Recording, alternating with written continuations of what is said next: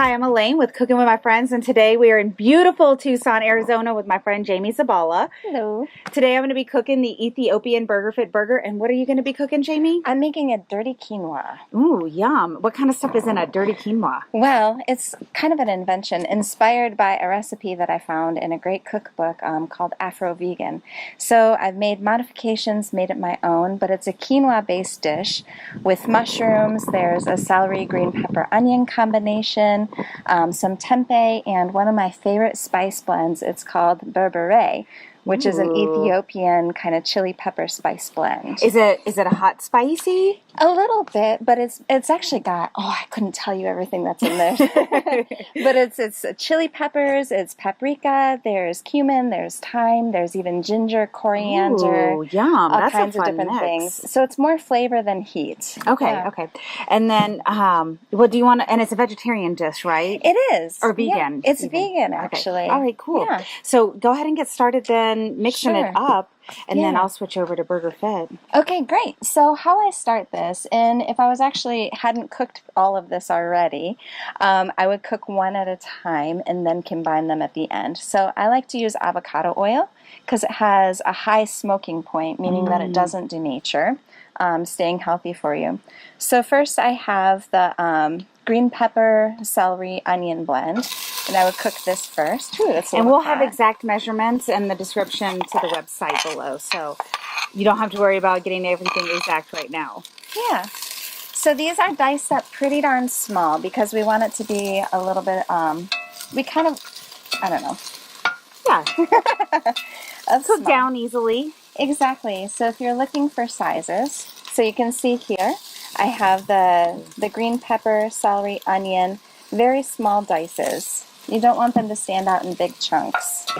And that was about one of each that you did, didn't you? Yeah, equal parts. So it's about a half cup of each. Okay. A half cup green pepper, half cup celery, half cup of onion. Yum. And how long are you going to cook this for? So this is going to saute really about 15 to 20 minutes until it's soft. You don't really want it to brown. Okay. Just to soften and to release the flavors. And are we already there? Or are you going to let it cook for a little bit? We're already there. We're already there. The Okay. magic of quinoa. So next I would add the mushrooms. So the mushrooms I go with quite a bit more. It's about 4 ounces of 3 different types of mushrooms. I used my favorite types of mushrooms. Ooh, I love that sizzle. Yeah. It's shiitake, oyster mushrooms, and baby portobellas. Now, if they go to the grocery store and they can't find oyster mushrooms, does it matter? Can you substitute Absolutely anything? Not. I like to just use a combination of mushrooms because I love mushrooms. And so these are the ones that are the easiest to find and I like quite a bit. So if you're not familiar, we have the baby bella, which is basically a baby portobello. The shiitake, famous in Japanese cooking, and the oyster mushroom. I love oyster mushrooms. Me They're just so too. pretty. They Kinda are. cool looking. Yeah, and delicate and kind of pungent. These you don't have to chop as small because when you cook them, they shrivel quite a bit. Ooh. So these you'll saute for a while. One of the reasons that I love this dish so much is because I love mushrooms and my husband hates them. But in this, he actually likes them. The flavor changes from mushroomy to kind of almost meaty, which I think is a really unique thing from a vegan dish. That's what I like about mushrooms too, is that they can act like a meat or they also absorb the flavor of whatever you're cooking. Absolutely. And they're so healthy for you, and I feel like getting a creative dish with mushroom isn't always the easiest thing to do. So at this point, I'm going to add my favorite berbere spice blend. Now, where did you get that spice? So it's actually quite hard to find. Okay. I've had to find recipes online. Fortunately, here in Tucson, we've got a great African market. It's called Babylon. And so even they didn't have a pre-made mix. Really? But I was able to find everything to mix it myself. Okay. When you use this spice, one of the things about it is use a shockingly large amount of it. So that was about 2 tablespoons. That's why I was kind of surprised at how much spice that went into it. But the flavor of it carries over, and it's so nice, and it gives it such a savory flavor. So I kind of think of berbere as like the curry of the North African countries. Ooh. So it's in a lot of different dishes. It's when you taste it, you'll notice if you've ever had Ethiopian or Moroccan food. Yeah. that flavor is familiar. Awesome. Another thing that I like to put in it is Bragg's liquid aminos. So you can use soy sauce, you can use tamari, but this is, I don't know, I just always get this. It's really popular, and it's easy to find too. So yeah. And I give a good couple squirts because it's really the only salty flavor in this dish. So I just eyeballed that, but again, it's about 2 tablespoons. You can use as much as you want, taste as you go. Yeah. So again, if I was doing the mushrooms separate, those would simmer with just some avocado oil for maybe 10 or 15 minutes. Okay. Next, we put in the tempeh.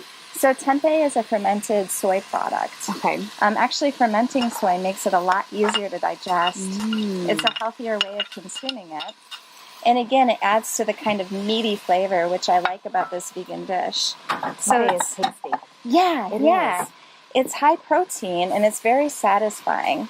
And so it, again, picks up the flavor of the berbere, of the Bragg's, and it adds a very nice chewy texture to it. Yeah. So we let that simmer for a while. Maybe the camera wants to see. Yeah, let's show everybody what it looks like. And then after that, I'll start talking about the Ethiopian burger. Absolutely. Ooh, so it's got a really nice yummy. browns-looking appearance. Yeah. And the great thing about this dish, too, is that if you have somebody that's opposed to eating vegan or vegetarian, you don't have to tell them because the mushrooms and the tempeh together have such a body to it. Absolutely. Yeah. So in here, I've just got some ground meat and some salt. I do a teaspoon of salt in with the ground beef. I like to mix the ground beef and the salt together first. I feel like it kind of helps blend everything together before I add the other seasonings.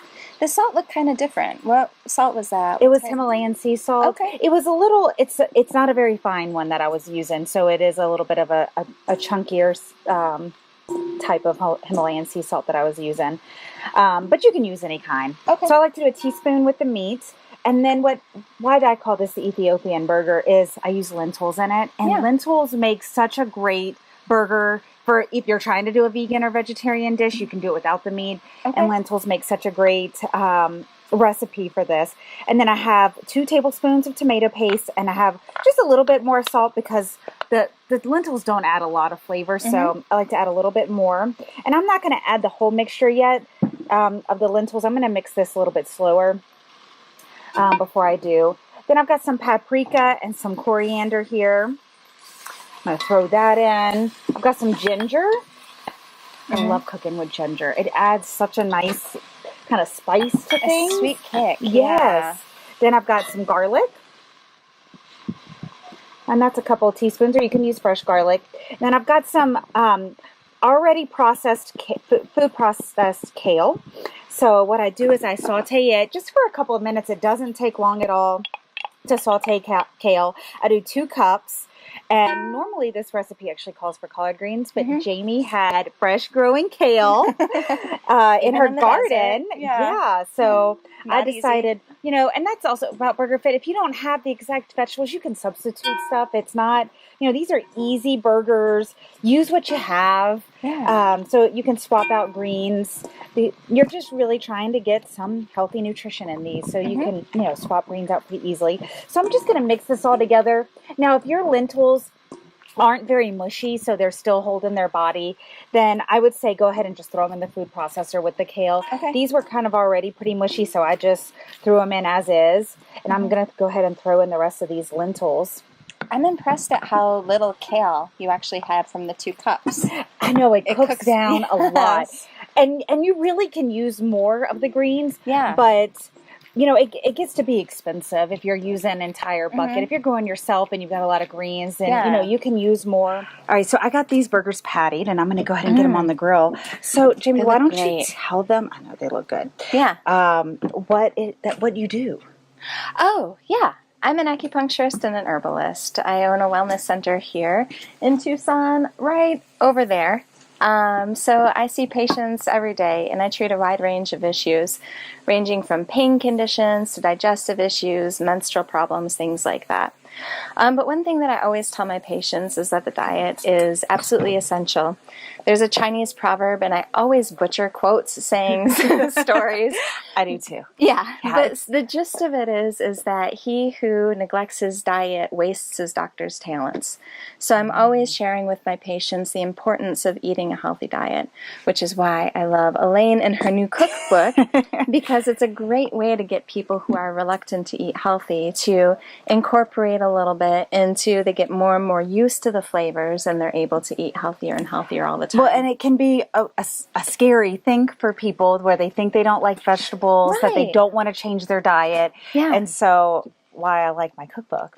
Yeah, absolutely. Is it can introduce something, it's not strong flavors, they can eat something they've never eaten before and enjoy it in a way that they're familiar with. Yeah, absolutely. And even though I'm cooking a vegan dish, I'm actually not vegan.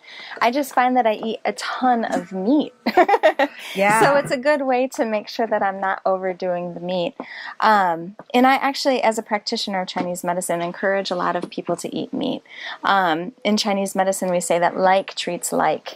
They call meat actually an herb with passion, meaning that, since it has everything that it is a body, so it can completely nourish your body in a way that other foods can't. So not saying that you should eat tons and tons of it, but eating small amounts is very, very nutritious, in that it can affect your body in ways that plants, other herbs, things just can't. So Jamie, you've had actually a pretty good weight loss though, right? Yeah, I actually have. And it was inspired by you. Oh my goodness. Yeah. So I went to visit Alane a few years ago, and when I got there, she looked incredible.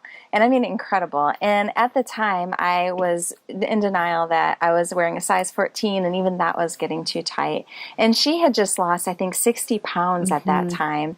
And of course, I was feeling terrible about myself, so I had to know how she did it. And so she hit me to the Whole30 plan, and which I followed for quite a long time, and I ended up losing 30 pounds myself. So I went from size 14 to being too tight to size 8 being just right, which I can attribute to her. Oh, thanks, Jamie. Yeah, so I don't necessarily do Whole30 anymore. I've gotten into more of a regular exercise routine and just being sure that I keep my carb count low and I keep my calories within a manageable limit, and I've been able to maintain it for years now. Well, and that's what I had to do too, is figure out a way. I don't do Whole30 all the time, but it's mindful of what I should be eating. Absolutely. And why I had to come up with BurgerFit, because I was eating healthier, but not everybody in my family wanted to. Right. So I had to come up with a way that I could get them to eat healthier. So I've been having the burgers grilling while we were talking, and it's about 3 to 5 minutes on each side, depending on how hot your grill is and how well done you want your burgers. And it makes the Ethiopian burgers with the lentils make about 6 to 7 burgers. So you have a lot of burgers that you can eat with it, which is great, because it helps extend that pound of beef. And then what else do you have left on yours? Yeah, so I still have cooking to do. So I turn this off just to, wait for everything else. So I've got the vegetables and the tempeh. They're this nice brown color. I tasted them while we were on break, and they taste phenomenal. The last thing that I'm going to add is the quinoa itself. So I use nice organic tricolored quinoa. Looks beautiful. So one thing I do want to say is when you cook grains, not a lot of people know it, but soaking it for 8 to 12 hours before you cook it is actually really good. So grains, if you don't... Did you do that? Yes, I did. Yeah. So grains, they have a chemical on them. I don't remember the name of it. And it's naturally occurring that keeps the seed from sprouting. So that actually is a little bit detrimental to your health, and it makes the grains harder to digest. So soaking it is, some people call it sprouting. So that chemical dissolves, comes off the grain. It makes it easier to digest. It makes the nutrients more abundantly available. So it's a good thing to do, and it's easy. It just takes a little bit of forethought. You just and quinoa is really easy to make too. Absolutely, it cooks. Have you ever done fast. like couscous instead of quinoa in this dish? So I have. I don't eat gluten, so couscous is actually a pasta. It's a gluten base. So the quinoa in itself is a good substitute for anything that you would use couscous in. Ah, so good it looks, to know. yeah, it looks like a lot, but that's actually 1 cup before it's cooked. Wow. So it's 1 cup of couscous to 2 cups of water. So this is what it looks like when it's done.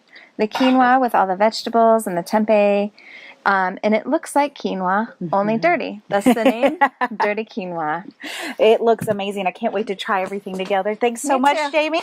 If you like this show, you can subscribe to our YouTube channel. You can follow me on Instagram at _Hurricane Alane and at Cooking with My Friends Official. And they can find you on Facebook at Thrive Wellness Clinic. Thrive Wellness Collective, or you can visit my website at TucsonChineseMedicine.com. Awesome. Thank you for having me, Alane. You're welcome. Thanks for being on the show. It was so much fun.